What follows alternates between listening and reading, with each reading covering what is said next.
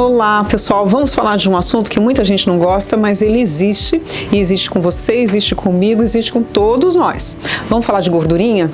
Eu falo gordurinha porque ela tem que ter o seu lugar. Então eu falo que ela não pode dominar a sua vida, mas que ela está lá, ela está. E vamos falar alguns pontos que podem ser positivos dessa gordura que você nem poderia imaginar. Eu garanto que agora você vai ter uma outra informação sobre a gordura e passará a não odiá-la, porque tudo aquilo que a gente odeia vai ficar aí. Então vamos tratá-la bem para que ela fique no seu lugar, devido lugar, sem se expandir. Vamos lá?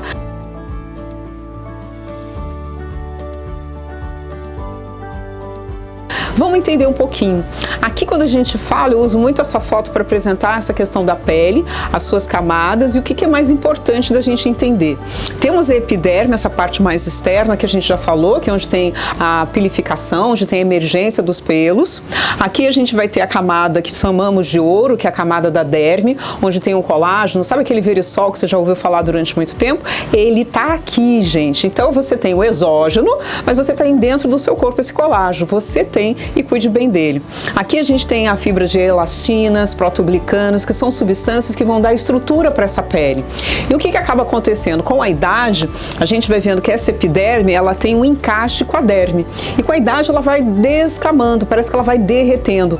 A cola, digamos assim, que uniria a epiderme com a derme, parece que deixa de existir e por isso que tem a queda da pele, o que chamamos clinicamente de flacidez. Pois bem, cuidem dessa estrutura, como com alimentação, sem dúvida alguma, uma coisa que vai nos dar suporte. E abaixo dessa camada da derme, onde tem esse ouro que a gente falou agora, nós temos uma camada de gordura. Vamos falar o positivo dela? É ela que vai dar sustentação também para essa pele. Então, quando a gente vê aqui nesse plano, ela tem a sustentação. Muito por isso que a gente fala que quando a gente vai fazer um processo de emagrecimento, a gente tem que estar tomando muito cuidado. Porque às vezes, quando a gente vai muito com ódio para essa camada da gordura, a gente vai querer reduzi-la como um todo. E o que acaba acontecendo? Desestrutura cada vez mais a pele, porque ela te dá um arcabouço, ela te dá uma estrutura. Então, portanto, a gente tem que estar considerando que ela vai ter que ser eliminada, mas eu também não posso exterminá-la. E aqui, logo abaixo dessa camada da hipoderme, a gente tem uma camada que vai ser a solução dos nossos problemas e que vai dar sustentação também, que é a musculatura. Por isso que a gente fala tanto dessa musculatura. Então, pra gente resumir, eu tenho a camada da epiderme, a derme, que tem o padrão ouro, que a gente falou, que tem as fibras elásticas, o próprio colágeno, aquele colágeno exógeno, que a gente chama de colágeno hidrolisado, o verisol, mas você também tem aqui nessa camada as fibras elásticas. Elas dão a sustentação para que a nossa pele não desabe. Aqui logo abaixo a gente tem a hipoderme com a gordura. E aqui eu quero te colocar, ela tem um tecido positivo, ela tem um resultado positivo, que é o quê? Ela vai dar sustentação para essa pele. E ela, portanto, não é de todo ruim. E ela tem substâncias também, você está vendo aqui uma veia e uma artéria, que vão ser produzidas e podem acometer, banhar, digamos assim, carrear substâncias para a nossa derme, que podem também ser substâncias positivas, gente. Isso que eu quero colocar para vocês. A gordura não é de todo negativa. E abaixo, na hipoderme, a gente vai encontrar a musculatura. Pois é, sustenta essa musculatura, tentem estimular essa musculatura naqueles 3 pilares que a gente sempre fala. A musculatura depende de comida, de alimentação saudável, a musculatura precisa de treino. Falamos que nesse treino essa musculatura libera várias substâncias que são as miocininas que vão te ajudar nessa saúde e a função dessa musculatura, que a gente já falou que não é só para carregar peso, levantar peso, é para metabolismo mesmo, de o quê? Glicose, açúcar e é para metabolismo, oxidação da gordura, da própria gordura. Então, quando a gente pensa nesses 3 pilares, a gente vai estar falando de saúde. Por isso que eu falo, coloque a sua gordura no devido lugar, mas não tenha medo dela e não dê expansão a ela. Essa que é a nossa dica pra gente falar. Cuide da sua gordura para colocá-la no devido lugar. Então, gordura, como a gente falou, ela tem aspectos positivos. Basta a gente dar foco sobre esses aspectos positivos. A gente falou que a gordura, ela mantém a estrutura da sua pele. Então, aquelas pessoas que fizeram uma redução de peso muito extrema, talvez muito extrema num período de tempo muito curto, muito rápido essa redução de peso, ou que reduziram aí uma quantidade muito intensa em uma repercussão, ela tem o desabar dessa pele, porque essa pele serve como forma de estrutura. Outro aspecto que a gente pode estar falando é em extremos, digamos assim. Quando a gente fala de um padrão de anorexia, aquela redução extrema da gordura pode ocasionar danos para a sua saúde. Muitas mulheres, quando estão sofrendo, passando por esse aspecto, é muito mais comum nas mulheres, deixam até de menstruar. Por quê? O corpo entende que essa redução redução de gordura, ele tem que segurar um pouco mais, porque perder sangue através da menstruação será um ponto também negativo para o seu metabolismo. Aí que a gente vê, digamos que essa gordura, ela não é considerada tanto como vilã, somente se ela domina.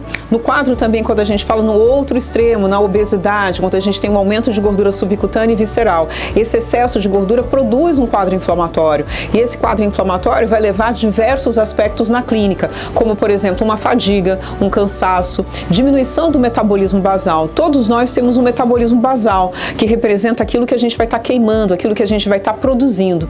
E quando a gente está fora do peso, o metabolismo basal também diminui. E olha que interessante, quando a gente está muito abaixo do peso, esse metabolismo basal vai também ficar baixo, ele vai ficar diminuído. Então, ou seja, todas as reações bioquímicas do seu corpo vão acontecer num tempo menor. Esse tempo menor traduz esse metabolismo mais lento. Então, por isso que a gente fala, a gordura não pode ser considerada tanto quanto vilã. Então, a gente falou de estrutura da pele, que ela pode manter. A gente acabou de falar que a gordura pode ser um ponto positivo para manter o seu metabolismo adequado, desde que ela esteja num percentual que a gente possa conviver com ela. E a gente fala também da gordura sobre o tecido adiposo marrom, que a gente fala que é um tecido vívido. Vívido em que sentido, Suzy? Porque tem muita mitocôndria. Quando tem mitocôndria, a gente tem ATP, a gente tem energia. Então, o tecido adiposo marrom é um tecido ouro, digamos assim, embora a gente possa estar falando que é um tecido gorduroso, mas tem a famosa mitocôndria. A mitocôndria que produz energia, que produz vida, em que a gente tem no tecido adiposo marrom, e eu também tenho essa mitocôndria na musculatura. Por isso que eu falo tanto de músculo. Quando você tem esse músculo, você tem energia para todas as funções do seu organismo. Então, no tecido adiposo, a gente pode ter essa mitocôndria. A gente também pode falar de uma substância chamada adiponectina. A adiponectina está no tecido adiposo e ela tem uma função positiva quando a gente fala nos casos de síndrome metabólica. Então, por isso que a gente fala, a gordura não pode ser considerada somente como uma vilã.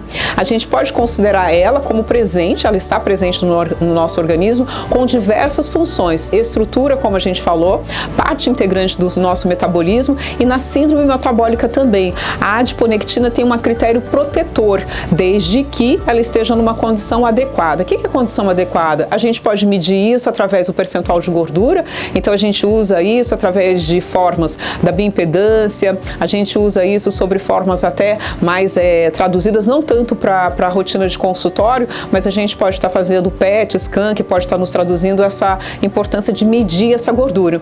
E a bioimpedância também a gente encontra formas de medir a gordura subcutânea, a gente fala vulgarmente conhecido como aquele pneuzinho, e a gente fala da gordura visceral. A gordura visceral normalmente está lá no nosso fígado, que a gente chama de esteatose hepática. Então, isso que eu falo para vocês, pode ter essa gordura no subcutâneo, que pode nos ajudar, ela tem um fator de proteção e estrutura, como a gente falou, e temos essa gordura que fica nas nossas vísceras, mas elas têm que ficar delimitadas no seu lugar e não expandindo. Então, não tenha medo da gordura, saiba como utilizar o lado bom dela, o lado positivo.